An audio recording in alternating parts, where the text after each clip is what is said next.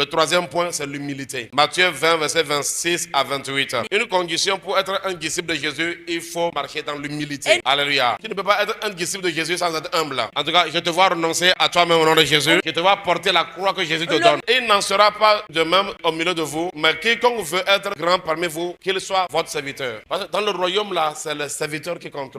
C'est là même que vient l'expression ministre. Normalement, un ministre, c'est un serviteur du peuple. Alléluia. Matthieu 18, verset 4. Et au niveau de l'humilité, je vous donne un conseil. Si vous voulez être grand dans le royaume de Dieu, ceux qui sont grands dans le royaume de Dieu, c'est pas l'humilité. Votre grandeur dans le royaume est liée à votre humilité. Ça, il faut le retenir. Matthieu 18, verset 4. C'est pourquoi quiconque se rendra humble comme ce petit enfant sera le plus grand dans le royaume des cieux. À ce niveau, j'ai une question à te poser. Entre être grand sur la terre et être grand dans le royaume des cieux, tu choisis quoi? Il faut remarquer que parmi les grands de ce monde-là, il y a peu de chrétiens. Vous n'avez pas remarqué ça? Parce que ce n'est pas la grandeur de ce monde, c'est pas à cela que Jésus nous a appelés. Ce qui est sûr, tu auras une position d'influence, mais en vérité, ce que le Seigneur cherche en premier pour nous, c'est la grandeur dans le royaume. Et la Bible dit que pourquoi on dit que tu es grand dans le royaume, c'est l'humilité.